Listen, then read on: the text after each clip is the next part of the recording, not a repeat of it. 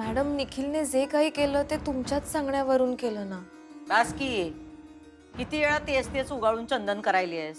किती वेळा सांगशील तेच तेच? मॅडम प्लीज, प्लीज त्याला वाचवा ना ह्या सगळ्यातून. त्याला वाचवू?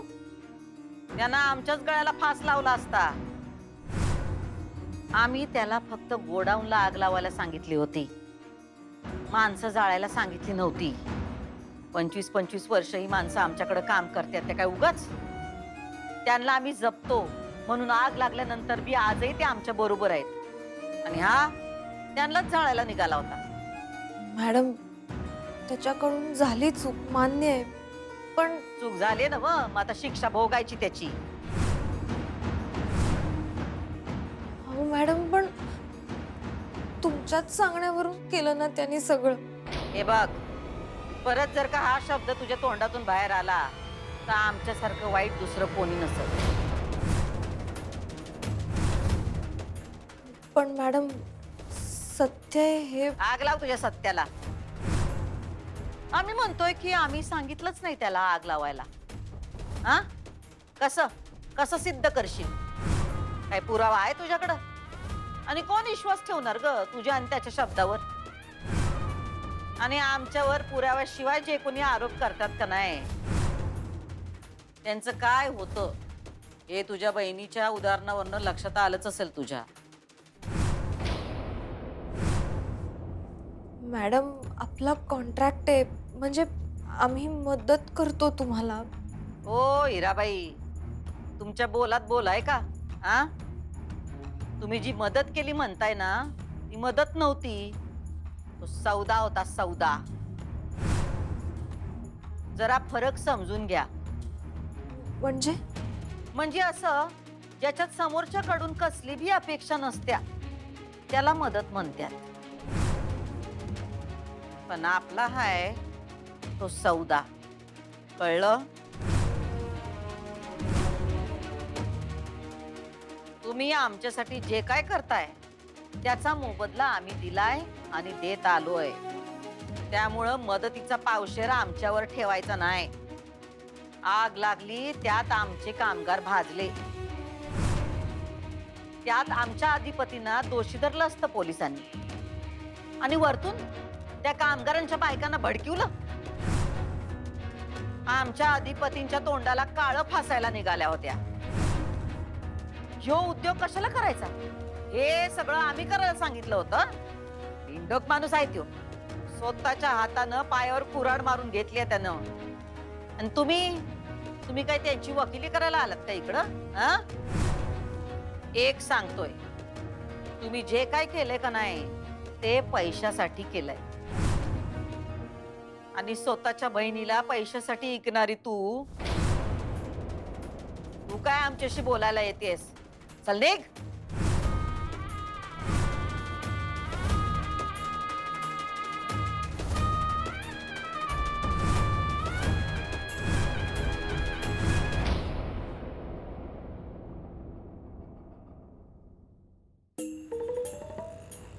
अधिपती, मला तुम्हाला एक गोष्ट सांगायची आहे.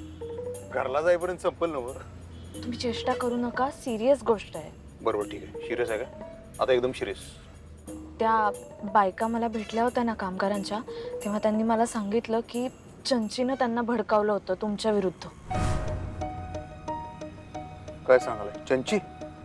हो, म्हणजे त्यांना नाव माहित नव्हतं तिचं, पण त्यांनी जे वर्णन सांगितलं त्यावरून मी चंचलाचा फोटो त्यांना दाखवला आणि मग त्यांनी ओळखलं. त्या म्हटल्या हीच होती. आई शपथ, या चंचीचं काय करायचं मला कळत नाही बघा. एवढं झालं तरी अक्कल येत नाही या पोरगीला. चिचुंद्री काय ना काय तर कुरतडत राहत्याच कायम आपलं. आणि त्या असंही म्हणाल्या की तिच्या बरोबर अजून एक मुलगा होता कोणीतरी. कोण? माहित नाही. निखिल असणार तो 100%. निखिल? कारण आग लावणार बी तोच होता. म्हणजे ते गोडाऊनचं वायरिंग जे काय ढिलं गेलं होतं ते त्यानंच केलं होतं. काय सांगताय तुम्ही?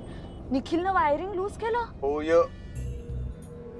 मी तुम्हाला सांगायचं राहिलं, त्याला हाकलून लावलाय मी कारखान्यात.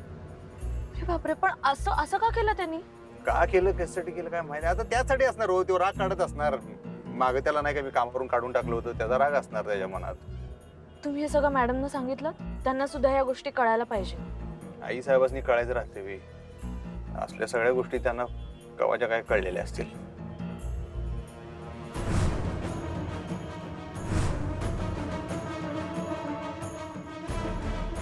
मॅडम काय चाललंय? उठ तू, उठ. उठ काय, हिची अक्कल ताळ्यावर यावी म्हणून तिला ही शिक्षा दिली आहे. हा, खरंच हो, तुम्ही म्हणताय तसं मॅडमना कळलं असणार, म्हणूनच त्यांनी चंचलाला शिक्षा दिली असणार. अहो सांगतोय काय, उडत्या पाखराची पकम मोजतात आई साहेब. म्हणतानाच त्यांनी त्या चंचीला गाडो बिडो जे काय केलं होतं नाही त्याचसाठी माहिती आहे मला. पण आता बास झालं अधिपती, खरंच बास झाला. आपण या विषयाच्या मुळाशी गेलंच पाहिजे. हा विषय आता अजिबात थांबवायचा नाही. जाऊ दे हो, काही इशे सोडून दिलेले बरे असतात बघा.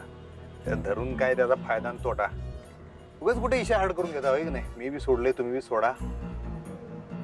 मागचं सगळं सोडून द्यायचं बघा, पुढे जायचं माणसानं.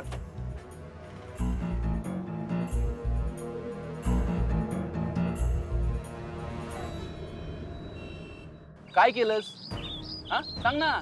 त्या दिवशी एवढं तावातावात बोलत होतीस मला की मी बघते सगळं, तू नेहमीप्रमाणे कामावर जा. काय झालं? आलं ना सगळं अंगाशी आलं ना माझ्या. हिरा तू काही केलेलं नाहीयेस. हा निखिल, अरे मी प्रयत्न केले. तू चूकच एवढी मोठी केली आहेस की हिरा, नोकरी गेली माझी इथे. माझ्या चुका काय काढतेस तू? त्या फालतू कामगारांसमोर तुझा तो सो कॉल्ड जेजू अधिपती जो त्यांच्या एवढा शिकलाय, तो नको नको ते बोलला मला. मी इंजिनियर आहे, लायकी आहे त्याची मला बोलायची आहे. राजीनामा लिहून मागितला माझ्याकडून, आणि तू काय केलंस? काही नाही केलं. इनफॅक्ट तू काहीच करू शकत नाही. तू फक्त मला अक्कल शिकवू शकतेस. हिरा, तू माझी नोकरी नाही वाचवू शकलीस. तू जर ऐकून घेतोयस का माझं निखिल? हे बघ, मी खरंच प्रयत्न केले होते.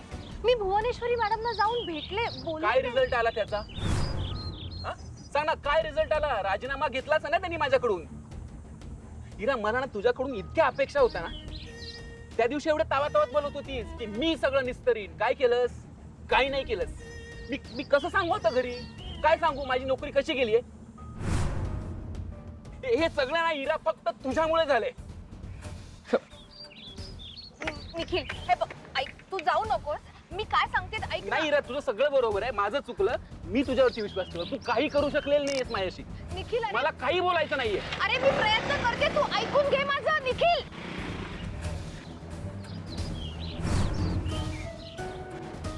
हे सगळं नक्की ताईनेच घडवून आणलं असणार आहे.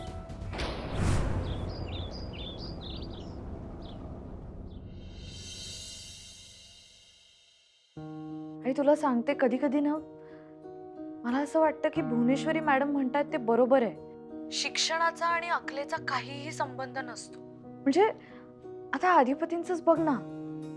खरं तर त्यांचं इतकं कमी शिक्षण झालंय, पण तुला माहितीये एखाद्या MBA ला लाजवेल असं सगळं मॅनेज करतात ते फॅक्टरीचं काम.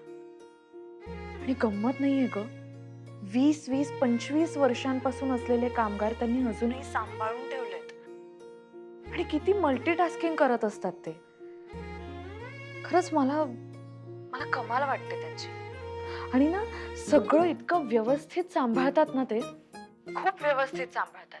म्हणजे आपण म्हणतो ना एखाद्याला एखाद्या गोष्टीची जात्यात समज असते, तसं आहे त्यांचं. कधी कठोर व्हायचं, कधी मवाळपणा दाखवायचा, कुठे नमतं घ्यायचं, कसं लोकांना समजून घ्यायचं, हे बरोबर कळतं त्यांना. मला फार कौतुक वाटतं त्यांचं कधी कधी. आणि कधी कधी असंही वाटतं की मला मास्तरीणबाई म्हणतात ते पण मी काय शिकवायचं त्यांना.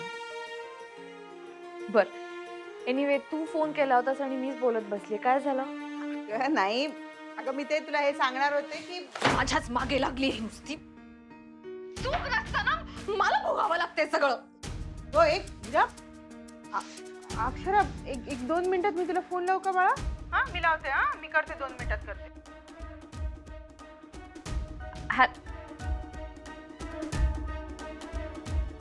काय ग, काय चाललंय? काय झालंय? तू काय बी म्हण, पण खरंच कमाल वाटली सुनबाईची. धीरानं हाताळली तिने समधी परिस्थिती. समध्या बायकासनी कसं समजावून सांगितलं. असं पाहिजे बघ. ते म्हणतात ना मग की हा, यशस्वी पुरुषाच्या माग बाई असत्या. तसंच आहे बघ. अशी बायको तुझ्या पाठीशी असल्यावर तुला यश मिळणार म्हणजे मिळणार. हं. तथाच तू. तथास्तु. नाही, पण खरंय तुझं. हा, पण ते यशाचं झालं, पण संसाराचं काय? संसाराला काय दाढ भरल्या चाललाय की. हा, अरे असं कसं? म्हणजे नवरा बायकोचा संसार फक्त नवरा बायकोचा असतोय व्हय? हा, ते माहिती की आम्हाला. हा. त्यांचं घर, आमचं घर, घरातली माणसं, हम्म. कुटुंब, नातेवाईक, पाहुणेबाई, या सगळ्यांच्या वायरिंगचं कनेक्शन मिळून संसार होते, माहिती आहे आम्हाला. नाही नाही, तसं नाही, म्हणजे असते तसं, पण संसार संसार दोघांचा संसार. अरे संसार संसार जसा तवा चुल्यावर जावा हाताला चटके तवा मिळते भाकर. मास्तरी म्हणजे तासाला रोज म्हणायचो आम्ही कविता. पैकीचे पैकी मार्क आहेत आम्हाला त्यांच्या हिच्यात. नाद काढू नकोस तू आमचा. अरे मग असं पैकीच्या पैकी मार्क संसारात काढून दाव की. मास्तरणीचा विद्यार्थी होण्यापेक्षा सुनबाईचा नवरा होऊन दाव की. काय म्हणजे कसं ग? म्हणजे हे बघ, आईस्क्रीम. आईस्क्रीमचं काय? म्हणजे आईस्क्रीम म्हणजे क्रीम आणि साखर अशी कशी एकमेकात मिसळलेली असत्या. मग त्याच्यातून गारवा गोडवा सगळीकडे पसरते ना व. कसं खाया गोड वाटते ना व. तसं एकमेकात मिसळून संसार तसा करायचा. काय असतं यास? ए 16 वर्षाची खंदी कार्यकर्ती, सरळ सांग की तुला पणजी व्हायचंय म्हणून. हा, एवढं फिरून फिरून क्रीम साखर गोडवा थंडावा बिंडावा एवढं कशाला? आलं नव्हे ध्यानात. म्हणून या आईस्क्रीमचा घाट घातलायस तू, माहितीये की मला. आता ते असं उघड कसं विषय काढायचा. तर आता कसं आलं नव्हे ध्यानात. अरे इटलाच्या कृपेनं आजीवाता आलं, पण पणजी झाल्यावर कसं वैकुंठाला मी आनंदानं जाऊ शकते ना व. ए आजी, उगाच वैकुंठाच्या बिकुंठाच्या कशाला गप्पा मारतेस भरल्या घरात. हे बघ, तुझ्या सगळ्या इच्छा पूर्ण होणार, पण जरा येळ जाईल. अरे पण मी काय जगा वेगळे बोलते वेगळं. अगं पण आमचं ना आता जगा वेगळं जाईल की, तुला माहित नाही आता. हा, मास्तरीन बाईंच्या एकतर मनाविरुद्ध लगीन झाले, त्या जोपर्यंत मनापासून आमचा स्वीकार करत नाहीत का नाही आजी, तोपर्यंत तू कुठल्या अपेक्षा ठेवू नकोस, मी तुला स्पष्ट सांगतो. अरे हे बघ पण आजी, हाय ते आहे. आपण कायद्याच्या नात्यापेक्षा मनाच्या नात्याला महत्व देतो. आमचं त्यांच्यावर प्रेम आहेच ग, पण त्या जवळ मनापासून मला आपलं मानत नाहीत, तोवर काय होणार नाही.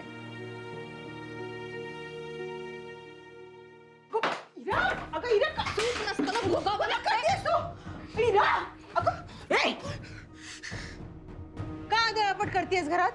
मुद्दाम मुद्दाम केलंय सगळं तिने. मागचा वचपा काढलाय. कुणी वचपा काढलाय? कोणी मुद्दाम केलं? काय बडबड करतेस हिरा? ताईने वचपा काढलाय सगळा. गोडाऊनला आग लागली, तिला अडकवायची संधीच मिळाली निखिलला. जिजूंचे कान भरले आणि निखिलला नोकरीवरून काढून टाकायला सांगितलंय. म्हणजे काय झालं आता? काय केलं निखिलने? अगं, निखिल काही का करेल आई? मुद्दामून केलंय सगळं ताईने. वचपा काढलाय तिने. निखिलने तिला या घरात राहू दिलं नाही ना, म्हणून बदला घेतेय ती. तुम्हाला माहित नाही निखिल किती चिडला माझ्यावर त्याची नोकरी गेल्यावर. आणि भुवनेश्वरी मॅडमचं काय? अधिपतींनी सांगितल्यावरती त्यांना खरंच वाटणार आहे सगळं. खोटा आळ घेऊन माझ्या निखिलचं करिअर संपवलं सगळं. अरे मी काय भिंतींशी बोलतेय का आता? एक नोकरीच गेलीये ना, करिअर संपलं काय म्हणतेस? हे बघ, एक नोकरी गेली तर दुसरी मिळेल ना. त्यात एवढं चिडण्यासारखं काय आहे रू? काही अर्थच नाही तुम्हाला सांगण्यात. सतत ताईची बाजू घेता.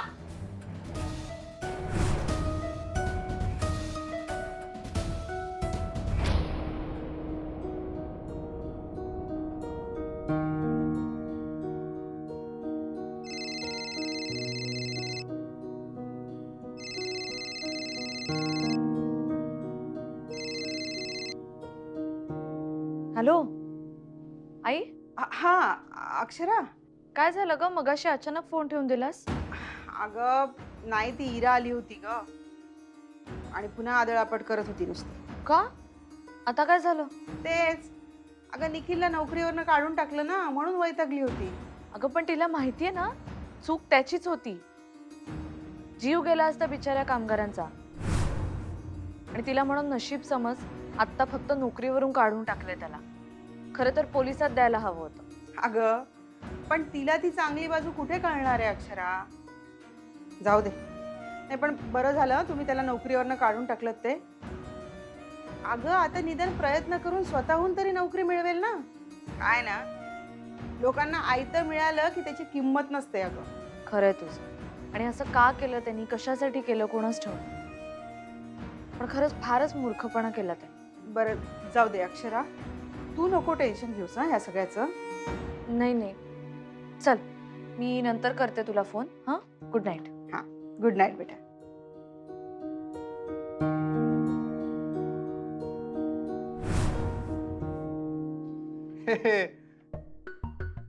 ते काय कोणी टाकलं, तुम्ही टाकलं काही? हो. मंडळावर आहे. Thank you thank you. काय झालं हो? असं का बघायला, आमचं का चुकलं काय? हां, नाही म्हणजे नाही असं एकदम बघितलं तुम्ही, मला काय कळलं. नाही, काही नाही, काही नाही. ठीक आहे ठीक आहे, चला झोपा आता तुम्ही, मी झोपतो. एवढं दमलोय की नाही दिवसभर. पडल्या पडल्या घापतीशी मेल्यासारखं डोळे मिटणार आहेत माझे. अधिपती, अहो असं काय बोलताय? असं नाही, मी लई दमलोय हो खरंच की. ठीक आहे ना हो सगळं.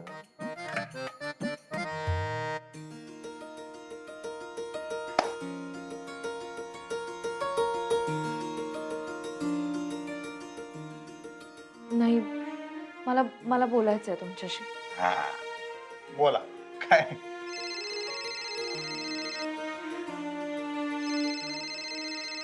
आईचा फोन आहे. बोला तुम्ही, बोला काय. मी हा आई, बोल. हा हा अक्षरा, अगं नाही सॉरी मगाशी एक सांगायचं विसरलं तुला. मी ना आंबे डाळ आणि पन्ह करणार आहे. तर उद्या परवा तुम्हाला दोघांना यायला जमेल का गं बाळा?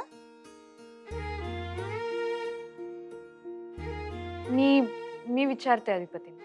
विचारते काय, सांग त्यांना आग्रहाचं आमंत्रण आहे म्हणावं, यावंच लागणार आहे. ठीक आहे, ओके. बरं ऐक ना अक्षरा, आता खरंच good night. Good night. Okay okay, bye बेटा. हा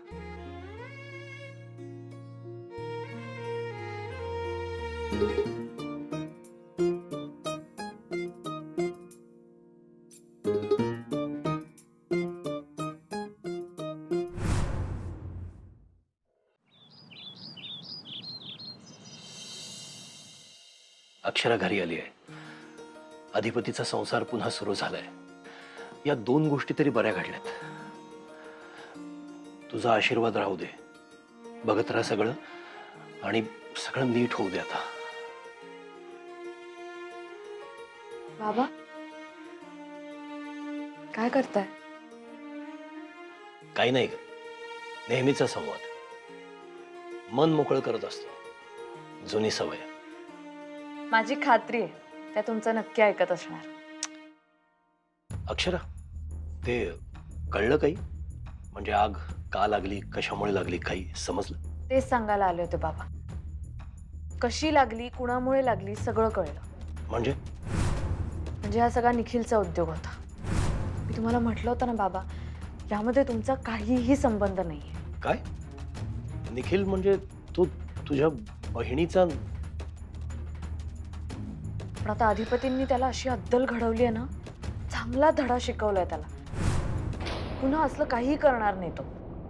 आणि तुम्हाला माहितीये बाबा, ह्या सगळ्यामध्ये मला अधिपतींची एक वेगळीच बाजू दिसली. किती हळवेत ते सगळे कामगार हॉस्पिटलमध्ये ऍडमिट होते तेव्हा 1 मिनिट सुद्धा चैन पडलं नाही त्यांना.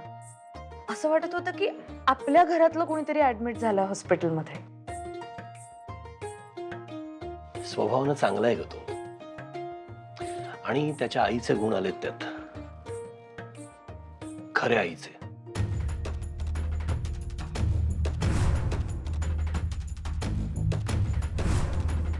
हा हा, वय वय. अहो येऊ की बारशाला. हा बरं बरं, ठेव. भुवे, अगं जेडी पाटलांचा फोन आता. बारशाला बोलवलंय. मग जा की. अगं जावं ते लागणारच आहे. पण मी काय म्हणते, भुवे आपल्याकडे कधी होणार आहे असं बारसं बिरसं? आई, आपल्याकडे बारस 5वी असलं काय बी होणार नाही. अगं असं नका बोलूस. अधिपतीशी बोलून बघ की. आम्ही अधिपतींशी बोलणार नाही, कारण सुनबाई त्यांच्या पात्रतेच्याच नाहीत. सुनबाई चांगली पोरगी आहे, अधिपतीला समजून घेऊन संसार करते या. मी काय म्हणते, आपण त्या दोघांना बाहेर फिरायला पाठवूया की. बाहेर पाठवायचंच आहे, पण सुनबाईंना कायमच.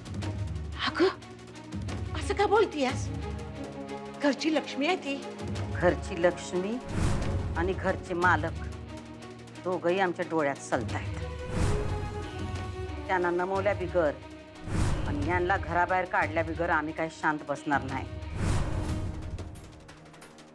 आणि आई, हे तुला पहिल्यांदा आणि शेवटचं सांगतोय आम्ही, परत हा विषय या घरात काढायचा नाही. होय. आणि एक, जेरी पाटलांकडे जाताना सोन्याची वाळी घेऊन जा. होय.